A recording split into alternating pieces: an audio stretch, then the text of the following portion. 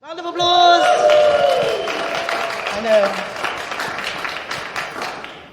Thank you very much. I'm Duncan, and it's really great to be with you this afternoon in this very grand room. I'm going to run a session talking about refugees and asylum seekers, what's going on at the moment in the UK, and getting us thinking really about how we can respond as well to some of the challenges that refugees face. Just for a bit of background, I guess I work for the Refugee Council. It's a national charity working to support refugees and asylum seekers in the UK. I'm based in Leeds, and I oversee a range of different programmes supporting refugees in Yorkshire, and I oversee all of our resettlement work across the UK. And I've been working in this sector probably for the past 20 years. I'm not a refugee myself, but I've met many people over the years and heard many stories and seen many things. And hopefully that can also influence some of the stuff that I'm sharing today. But there'll be a Q&A after a bunch of information that I'm going to share. So apologies if you know some of this already. I think there's probably a mixture of knowledge in the room. So if you know some stuff, forgive me. If it's too detailed, forgive me. But hopefully you can take some stuff away that you didn't know already from this session. So I just wanted to start really with a bit of a kind of global context. Obviously we've been looking at all sorts of issues, really obviously important issues. But I'd also say we're also facing a massive kind of global refugee crisis.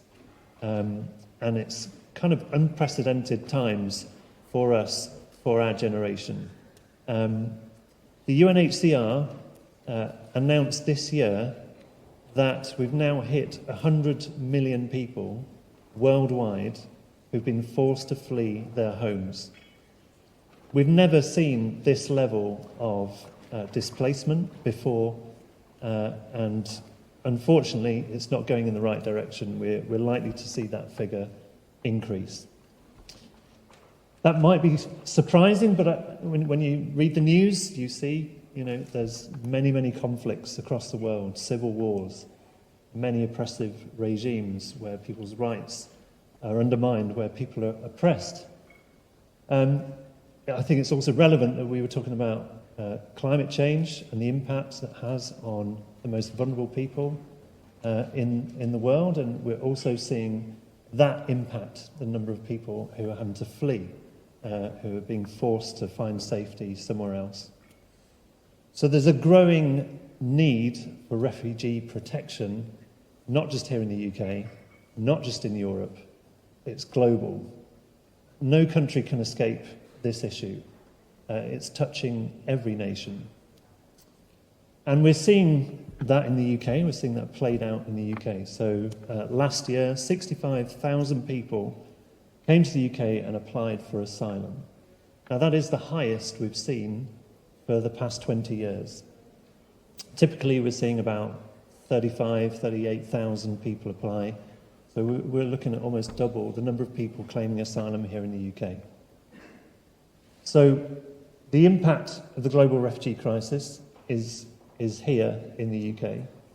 But I guess just for some context, comparing ourselves with Germany or France, Germany had 148,000 applications for asylum last year, and France 100,000. So we're not the country in Europe that takes the most refugees or receives the most applications as other countries that take far more. And then if you start looking further afield, Turkey, Middle East, Jordan, Lebanon, you're looking at millions of people seeking protection and applying for asylum. So yes, our numbers have gone up. Yes, the global refugee crisis is touching us as a nation, but nowhere near to the levels of other nations. So a lot of people obviously coming to the UK, plus a lot of people already in the system. So people who've been in the asylum system waiting for the Home Office to make a decision on their asylum claim, We've currently got about 100,000 people in that system waiting for a decision.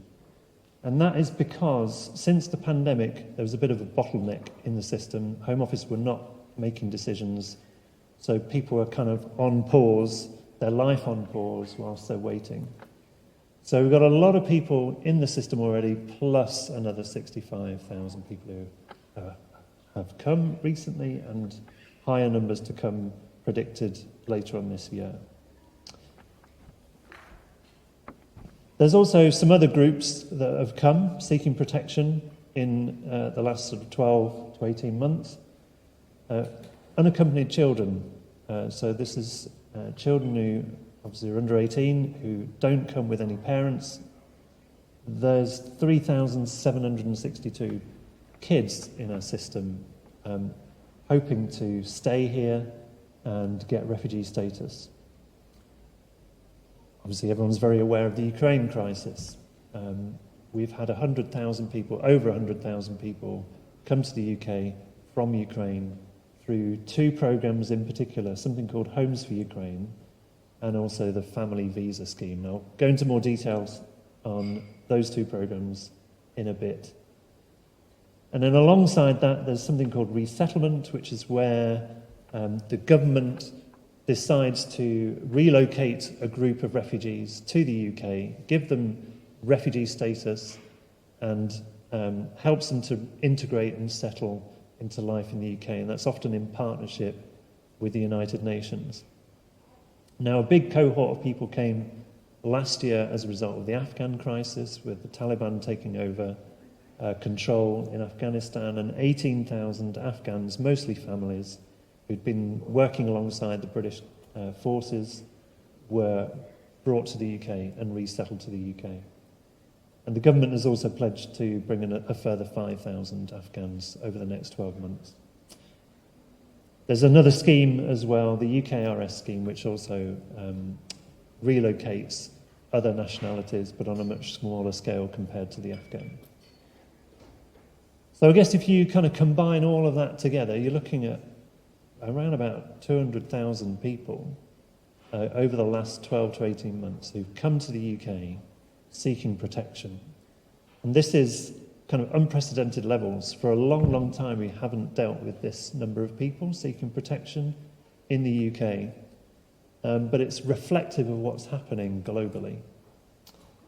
And so obviously that increase in the number of people needing protections, adding pressures to all sorts of services and sections of society, but particularly on local authorities and particularly housing.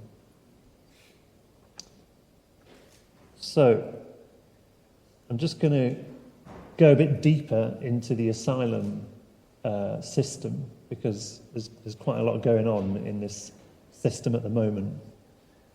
So as I've said, you've got over 100,000 people in the system waiting for a decision.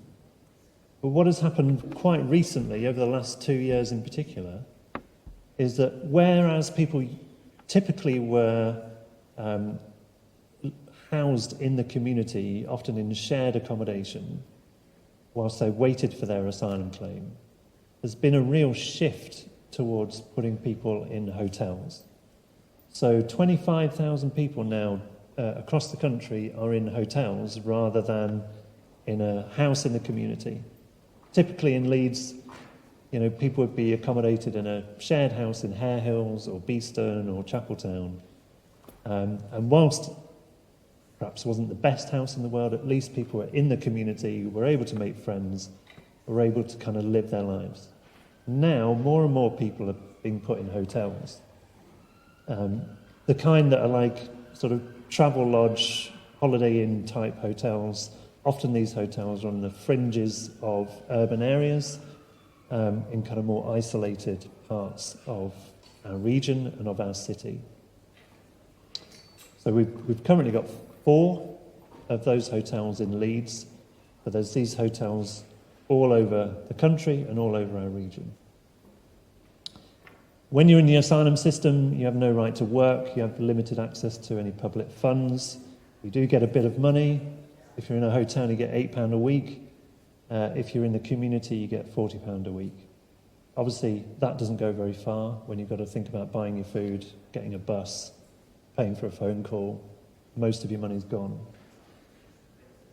You've got private sector being responsible for the housing and the support. So in our region, it's a company called MEAS. There's no specific funding for local authorities for any kind of integration support. And for certainly over the last 20 years, the north of England has taken a disproportionate number of asylum seekers compared to the south of the country, typically in the large urban cities. At the moment, the top 5 countries where people have come from who are in the asylum system, Iran is top, followed by Iraq, Eritrea, Albania, and then Syria. So kind of typically the countries that you see in the news where there's conflict, civil war, and all sorts of other issues. So, kind of already mentioned the first 2 points, really, but I guess that with the change in where people are being accommodated, it means that if there are, 100 people in a hotel on the outskirts of Leeds, in an area that's not very mixed, that isn't familiar with having people from different countries, or refugees in their communities, it presents challenges to those local services, those local areas. Potentially it exacerbates sort of difference and keeping people separate from society, and it leads to more isolation for those people who are waiting for a decision on their asylum claim. And people can wait for a very long time for their asylum decision. Some people, the Home Office get on with it and give a decision within a few months. At the other extreme, I still know people 10 years on who are still waiting for the Home Office to make a decision on their asylum claim. I'd say typically people are waiting at least about 2 years. So it can be quite difficult to kind of keep going, keep your spirits up whilst you're waiting with nothing to do, very little money, you can't work, you've already been through a traumatic experience. It can be really tough. However, hopefully, eventually, you do get a decision and you have to move on. And you have 28 days to move out of your hotel or your property. And if you've got refugee status, which means the government has considered your case and they believe that you have a well-founded fear of being persecuted and your life is at risk, then you can stay and you can work and you can apply for welfare benefits and you can go and make your own way in life. Currently, 76% of people are granted refugee status. So that's quite a high rate compared to a few years ago. So the vast majority of people who do come into the asylum system, who are seeking protection, 3/4 of those people are genuine refugees who have a well-founded fear of being persecuted in their home country. There is obviously the other quarter of people who don't get refugee status. Some people appeal that, other people have to move on from their accommodation. They aren't able to work, they aren't able to access any benefits, they don't get any income, they're at risk of destitution and are at risk of deportation back to the country that they came from. So that's been the kind of typical experience of the asylum system over the last 20 years. But this year, we've got a new Immigration and Borders Act that's been brought in by this government. And there's some major changes to how our asylum system operates. So their key theme is safe and legal routes. And there's a big shift now which involves taking into consideration how you got to the UK. So how you came is a big factor in how the Home Office consider your asylum claim. And there's this new phrase called inadmissibility. So basically what this means is this: if you have come to the UK and and you came via what the government deems as a safe third country, then there's a strong chance that the government won't look at your asylum claim.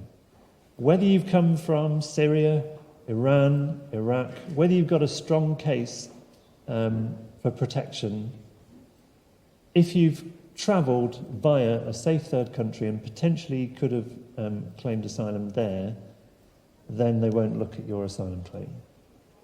And that is a big change. We haven't had that before.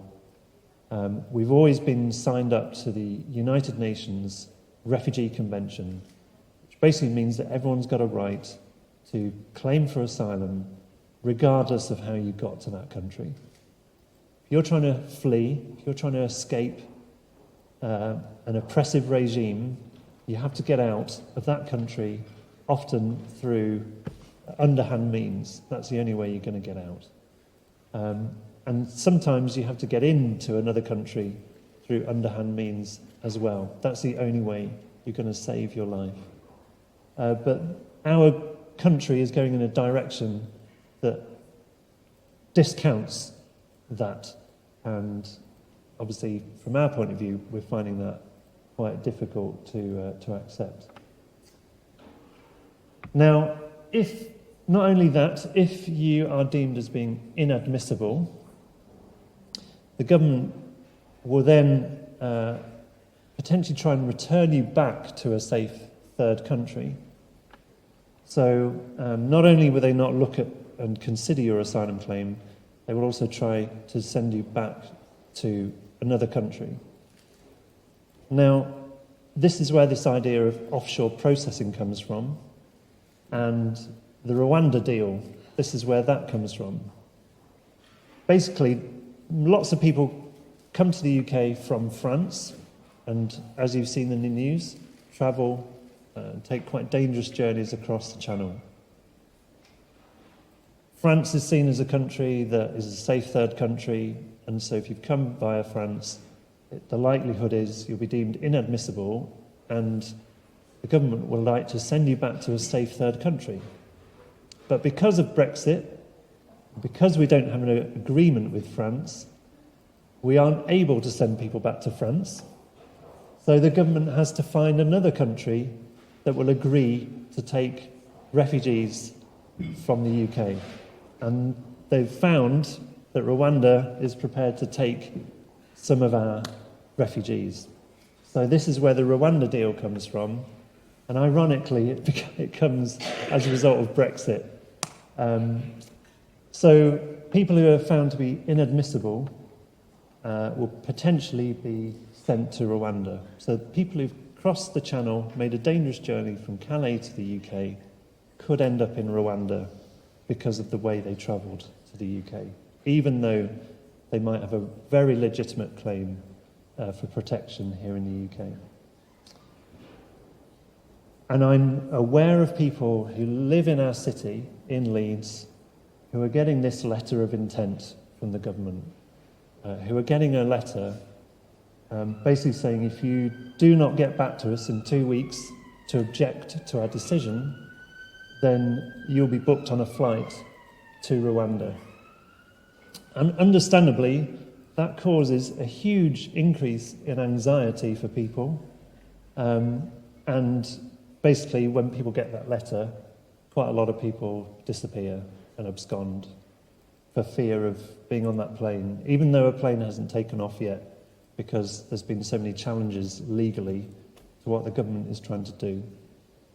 But, this is a real commitment from the government to try and push this through, and I think there'll be further attempts to try and get more flights and more people on these flights. And it's extremely depressing. So that is kind of what's going on in the asylum world. I'm just going to very quickly touch on the Ukraine crisis because I think it's important that we consider this as well in our conversations. There's these two schemes, Homes for Ukraine. So this is where members of the public can effectively sponsor a Ukrainian maybe this person is in Ukraine already or could be somewhere in Poland. And if you've got a spare bedroom or a spare house, you can sponsor them and bring them over to the UK and support them. You'll get funding from the government to do that, and the local authorities also get funding to provide support as well. And there's a 6 months minimum hosting arrangement, so people can be accommodated for 6 months. But there is a big question mark over what happens after that. So if people are still seeking protection and can't go back to Ukraine, what happens after that 6 month hosting commitment? The local authorities are being tasked with having to come up with alternative housing. So 100,000 people have come through these two schemes. So there's a big question mark over what happens after that 6 month period, because there's a lot of housing that needs to be found. The family visa route, that is where Ukrainians who are already in the UK are able to bring family members over so that they can live here too. And I just think it's worth pointing out just the difference with where Ukrainians have ended up compared with people in the asylum system. The darker areas of the map are where there's more dense concentrations of Ukrainians, and you'll see actually the south of England is where the highest number of Ukrainians are. And actually the more rural areas of the country are where Ukrainians are. And that's in part to the Homes to Ukraine scheme, where people have ended up in often retired professionals' houses who've got spare bedrooms in the countryside. So we've actually got a very opposite distribution of Ukrainian refugees compared to people in the asylum system. So that's just an interesting dynamic. I won't go too much into the resettlement schemes, apart from just again mentioning with the Afghans who were evacuated last year, 12,000 out of those 18,000 again are in hotels because there's not enough accommodation. So there's 60 hotels across the country. Again, there's a hotel in Leeds and hotels across Yorkshire housing Afghans. And so, kids are going to school, and have been going to school for over a year now, but they basically live in a hotel. So we're seeing this kind of pressure on housing in particular really affecting how refugees experience life in the UK. So we're now in a situation where the UK has a 3-tier system of support, and people have different levels of immigration status. So this is not the direction of travel we want as an organisation, or we believe society should be set up. On the one hand, and I think it was even mentioned earlier, there's a lot of support for Ukrainian refugees. The fact that you or I could just select a Ukrainian refugee and bring them to the UK and actually get paid to do that is in stark contrast to the experience of someone in the asylum system, or a refugee who's from Sudan, who's in a UN refugee camp, waiting for a government somewhere in the world to relocate them.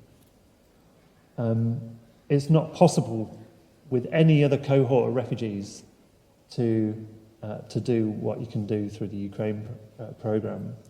Plus, Ukrainians can bring their families over with ease. The next tier down is resettlement, where there's funding, there's support. People don't have to navigate the asylum system, they get refugee status. There's broader range of nationalities who can be brought over. But there's still limits on, you can't select anybody to be brought over, and people can't bring their families over either. So there's a difference there between resettlement and Ukraine. And then obviously we're seeing a stark contrast between those two programs and the asylum system, where people are finding it tougher and tougher, more and more difficult to get any help at all in the asylum system. So it's kind of mixed messages from the government. On the one hand, they're doing a lot for some particular cohorts of refugees, and on the other hand, they're deliberately making it really, really difficult for another cohort of refugees. What we are seeing in terms of hope, we're seeing a growing support amongst the general public with regards to refugee-related issues and global issues. So we've seen a massive response to the Ukraine and Afghan crises recently, and probably about 5 years ago, a huge response to the Syrian crisis as well. So there is a growing awareness. I've never known a time where there's more members of the public aware of refugee issues and wanting to support people. But I'd also say on the other end of the spectrum, there is also a rise in negative attitudes and a rise in hate crime and just anti-migration feelings among a significant percentage of the population as well. So I just wanted to kind of outline a few key challenges. It's not an exhaustive list, but here's some kind of key challenges that's for us to sort of think about, really. For those of us working in the asylum sector, we feel the whole system isn't working. You know, it's kind of at risk of collapse at the moment. There's not enough accommodation. There's far too many people in the system. You know, we need creative solutions. You know, in the past, things like amnesties have happened and have helped. If there's people in the system who've been waiting more than 2 years, maybe one solution is to give people status and move them out of the asylum system. Asylum decisions need to be quicker. Home Office need to get through the backlog of claims. You know, people's lives are on hold, and it's not doing anyone any good. And it's costing the public a lot of money to put people up in hotels. Refugees and people seeking asylum are now living in communities that are not familiar with their needs, and they're at greater risk of being isolated, being segregated off in society. You know, we know that when you segregate sections of society, it's not good for any of us. It's not good for social cohesion. What's happening now is, you know, deliberate isolating of groups of people. You know, and there are plans for more kind of barracks-style accommodation for people in the asylum system, almost like putting people in a prison whilst they're waiting for their asylum claim. These are the kind of plans that are being talked about. And so if you are sectioned off and you're at risk of isolation and people struggle with their mental health. We know as a result of Brexit, there's major labour shortages at the moment, and we've got over 100,000 people in the asylum system who are deliberately prevented from working because of our policies. So there's a campaign called Lift the Ban, which, if you're interested, find out more. Trying to allow asylum seekers to work. And I think that would help solve the problem, the housing problem, if people are allowed to get an income for themselves. And it would help with their isolation and mental health as well. The asylum system is becoming tougher and tougher for vulnerable people, and expensive projects such as Rwanda are very unlikely to deter people from coming to the UK. We've got a global refugee crisis. It's inevitable that people are going to try and come to the UK to seek safety. People have connections to the UK. We've got, you know, people here, we've got family, and they want to be with them. They want to, or some people know the language, so they would choose the UK over another country. Australia has tried this offshore processing model, and it didn't stop people trying to get to Australia. It's unlikely that these kind of projects are going to work in terms of reducing the number of people. And we've seen through the Homes for Ukraine scheme that opening up sponsorship opportunities where members of the public want to help and can accommodate people and look after them, they kind of work. There's risks with it, there's things that could be improved, but if we can do it for Ukrainians, why can't we do it for other nationalities too? So this could be part of the solution, and it also opens up more places for people to live rather than relying on local authorities and private sector companies to come up with those solutions. So there's lots of challenges, but we do believe it's possible to create a more fair, equitable and compassionate asylum system. And I'll share a slide in a bit about how you can kind of find out more. There's a Together with Refugees campaign, coalition, that I'd encourage you to look into. But whilst there are many, many challenges, and we do have a government that is making life really tough for people in the asylum system, I do believe that on the ground, as members of the public, there's a lot of goodwill.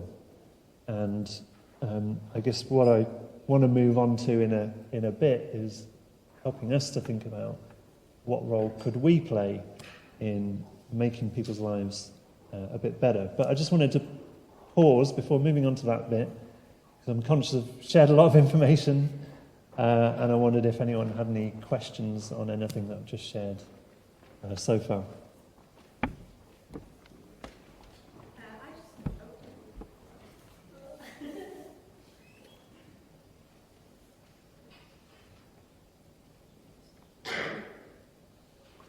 I just wanted to ask how far Lift the Ban are getting with persuading people that people who seek asylum could be really valuable to work, and it would really help them and it would really help everyone else in the UK as well. Because I know so many people complain like, oh, they don't do anything and they're taking all these resources, and yet they're also banned from assisting, and it doesn't really help anyone. I know, it just doesn't make sense at all, does it? I think the more people can kind of get on board with the Lift the Ban, I think part of the issue is it's just not widely known about. And when you talk to members of the public who aren't familiar with the asylum system, and you say people are deliberately prevented from working, and then we're paying for people to be in hotels, obviously it riles people, and they go, well, that's not right. And then they link that also with the fact that we haven't got enough jobs. Well, there's plenty of job vacancies, we've not got enough people. It feels like a real opportune time to really push this a bit more. Now, it's difficult. I think in our sector, we've got to try and reevaluate how we do campaigning, because it feels like, if we're really honest, we're losing the battle. So we haven't been able to persuade the government for many years on this Lift the Ban, on right to work, but also, we're just seeing ever more harsh policies for asylum seekers, and so we've got to try and get our message out to a broader range of people. And it feels like certainly this right to work issue is an issue that I think would get a lot of support amongst the general population. So I don't have the answer, but I think the more we can make that campaign accessible, the more we can talk about it and share information about that campaign, I feel like now more than ever that it might have some traction, particularly with employers who can't get the right staff. And we're reliant on EU migrants, and they can't get them now. So why not consider refugees? That's a real opportunity.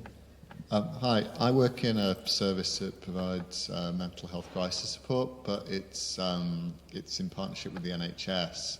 Now, I understand if someone's officially regarded as a refugee, they get provision of NHS services, and I expect that if they abscond, they don't get access. My question is, you were talking a lot about the people awaiting a decision. Are they allowed to use the NHS for mental health support and the crisis services? Yeah, so if you're in the asylum system, then, and you're still waiting for your decision from the Home Office, you should be able to access primary healthcare services. So you should be able to have a GP, you know, you should be able to go to hospital and get treatment. And, in theory, get mental health support. But people find it really difficult to access those services. There's a massive issue with lack of interpreters with any kind of NHS service that we find. So if you can't speak the language, you know, it's really problematic. And we know of cases where people have undergone operations without even understanding what's happening to them because no one's explained it to them. Or, you know, I know someone who's had a cesarean but didn't understand that that was what was going to happen to them. So there's a big issue with health services in general not using interpreters. Huge demand for mental health support. There is a specialist service in Leeds called Solace, who do therapeutic support specifically for refugees and asylum seekers, and I think they get some CCG funding. So I think some GPs would refer to Solace rather than sort of internal referrals. But not every area's got Solace. We're lucky to have Solace in Leeds, but they're massively oversubscribed because pretty much every refugee has been through some kind of traumatic experience, whether that's the journey that they've taken, whether that's what's happened back home, whether it's people that they've lost, or whether it's going through the asylum system here in the UK. So in theory they can access services. If you get a refusal and you have to leave your accommodation and your support stops, then you can't get access to health services. And obviously then that becomes really difficult, or people then get charged for having an operation, and obviously they can't afford to pay. Thank you so much. I know the questions are still falling in, but can I just also position this for those who are watching this, who might be listening to this? We've got Duncan here as an ally in the space, being able to advocate for a refugee and asylum seeker. But it's really great to actually throw this question directly to you. As someone from Nigeria, it's heartbreaking mentally to see how much love and welcomeness for white refugees over melanated refugees. And there's something about having people with lived experience speaking to really ground it sometimes, because I'm also checking my privilege that I don't have that experience. And I came here on the normal, on a privileged route where my parents felt I could. Mentally, it really gaslights you, because I didn't know UK had this much money to pay to support refugees and asylum seekers. I've never seen it in my life. And my heart is breaking just even saying it, that even with the Nationality and Borders Bill, no one said it. There was a lot of people that said they were allies that we didn't see on the front lines fighting when this bill was coming through. So now, when it comes to even, I know this is Kindness Festival, we should be thinking about kindness, but it seems like kindness when it comes to refugee only works with certain people. And I want us to have those honest conversations, and let's not sugarcoat it in any other way. That also the climate crisis, which means that there's more climate refugees, we need to find the intersectionality of those conversations. So my question, Duncan, is in this twisted reality we're in, where everyone and their aunties and uncles and their dog is now wanting to be an ally to refugees, where is that love and kindness and compassion for those who are not blonde hair, blue eyes, who are still in the system and no one wants to talk about us? we exist more, and we are actually suffering based on our colonial past, Black history being pun intended. Where do we sit on the scale of empathy and support in general? Yeah. Absolutely. It's a huge moral dilemma because, of course, Ukrainian people are going through a really difficult time. You know, you can't deny that. But there's a lot of people going through a really difficult time all over the world. And it's hugely problematic to be having preferential treatment for one group of people over another. And, you know, we have that debate within our organisation, within our sector. Because yes, you know, we do want to support Ukrainians and we do support Ukrainians. But we want to be in a position where we support everybody equally. We try and do that as an organisation, but our government and our systems and our programmes split people up into almost deserving refugees and non-deserving refugees. And that's something that we really have to call out and challenge because, you know, you could argue that we've got way more ties with Nigeria than Ukraine because of our history. So yes, even though we're part of Europe, potentially there's an obligation to support other Europeans. There's also an obligation because of our history to support those countries where people have been affected, arguably, by some of the seeds sown during colonial times. So I think there's a real challenge for us to call that out as a sector. And those people who perhaps have started to engage with the Ukraine crisis, who perhaps this is the first time they've dipped their toe into supporting refugees, maybe this is an opportunity to then open their eyes to what else is happening to other refugees. Maybe this is an opportunity for them to open out and open their hearts to other groups of refugees as well.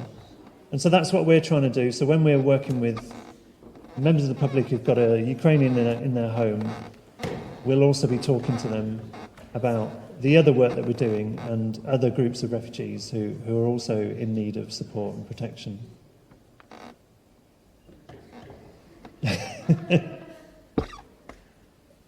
Does anyone have any other questions so far?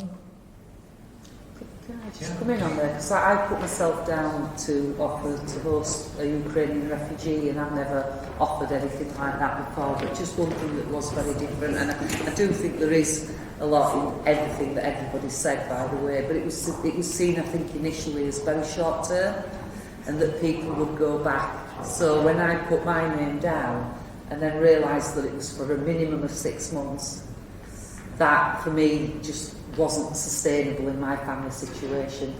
The other thing as well is, I think that made me think as well, is that I'm a gay woman and I live with another woman, so having people in your home is you've got to get the right people. And actually there were very little support by the government for the Ukrainian in matching. It was all on Facebook, which was awful, really, some of the things that I saw online. So I do agree that I think there's been a different response, and I do think the skin colour's a thing, but there are other factors as well. That it was initially sold as a very temporary, because it was back when Russia had first invaded. Everybody thought it would go one way or the other quite quickly, I think, and it's not the case, is it? So a lot of people that put themselves down for 6 months now, which was the shortest time you could volunteer for. Basically now those families now are saying, well, it's too long sharing the space that long with someone if you're not living in the ideal circumstances. So I just wanted to put that, because that's the way that it was very much sold, that this is a short-term temporary thing. Yeah. It is a really big undertaking to have someone in your home, a stranger, and I think the programme could be improved a lot. and ideally it should be open to other nationalities as well. But I think it's still remarkable that members of the public have stepped up to the plate to host 100,000 Ukrainians. And I think there's some sign for hope, because there are people out there who recognise that I could be in that situation, and if I ever was in that situation, I'd want someone to help. And there's compassion in our society. It doesn't feel like there's compassion in our politics, but there's compassion in our communities, and we can tap into that, and we can open people's hearts. And once you start to meet someone and understand their story, you can begin to relate to other people who are from other countries who have similar experiences. And so I think it is something to celebrate, but it is a big undertaking. It's not an easy task to do.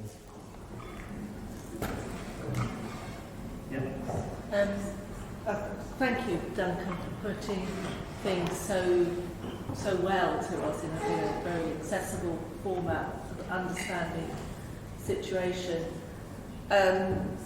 I previously ran an asylum and refugee support service, and so it's very hard to hear how things are now, because everything, as you say, it's just all about trying to stop people without the compassion, about the understanding. And so the false economies of paying people not to work is one thing, but the false economy of making people live in hotels without support, and then 76% get accepted, and I don't know how many more get accepted on appeal. The damage that we're doing to people, seeing the mental health needs of people who, when I was working in asylum, which was kind of nearly 20 years ago now, and the damage that people had then, and the mental health issues that came up, how much greater they will be. I visited one of the hotels in Leeds, and it was just horrific. Just people wandering aimlessly about. And so they're going to keep people there for 2 years, we're going to not let them work, and then we're going to say, oh yes, you were right to come in the first place. It's just the economy. Even from an economic point of view, it's complete madness, isn't it? It is. So, yeah, thank you for making me bring all that back, really. But, Yeah, I wouldn't want to spend... Well, occasionally for work, I have to go and spend a night in a travel lodge. But you imagine, some of these hotels are families living out of like a travel lodge bedroom for like years on end, and that would just drive me crazy.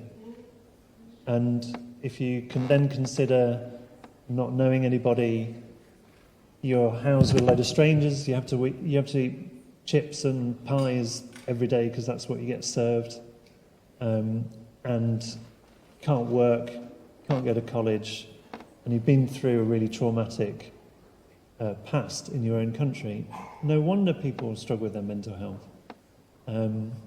It's just not good enough, and I think we can do better as a country. A couple of kind of questions for you to sort of think about, really. I'm aware I've given you a lot of information and a lot of data, but really I want you to sort of think about what is it like and how do you think it feels to be a refugee, and what are their needs. We've also heard that the asylum system is designed to make it increasingly difficult for people and hostile for people. But what can be done by ordinary members of the public to improve the conditions and experiences for people seeking asylum? What can you do? What can we do to help people in this situation? And is there anything that you could do following this session as an action to take away that will improve things for refugees here in the UK? So that could be signing a petition, or it could be going and visiting one of those hotels and making friends with somebody. And if you wanted to do anything like that, we work in some hotels and we can help you get connected. So how can you extend welcome to people? How can you bring some light to someone who's in a really dark situation? So I guess those are the kind of prompt questions that I want you to sort of think about and take away from this session. And if you wanted to know more about the Together for Refugees campaign and coalition, there's a website at the bottom, just type that into Google. There's a sort of get involved section. But ultimately, it's a group of organisations, a group of members of the public and different organisations involved who believe this statement. You know, at our best, we are welcoming and kind to those facing difficult times. If any one of us feared for our lives or for our loved ones, we'd want to know that others would help us to safety. And we're calling for a better approach to supporting refugees that is more effective, fair and humane. So you can find out more about that coalition. I'd also recommend checking out City of Sanctuary as well. Loads of good resources through City of Sanctuary, which again is trying to support members of the public to reach out and welcome refugees in your community. So I'll finish there, but thank you for listening, and I hope you've had something to think about. Wow. Okay, we've had so much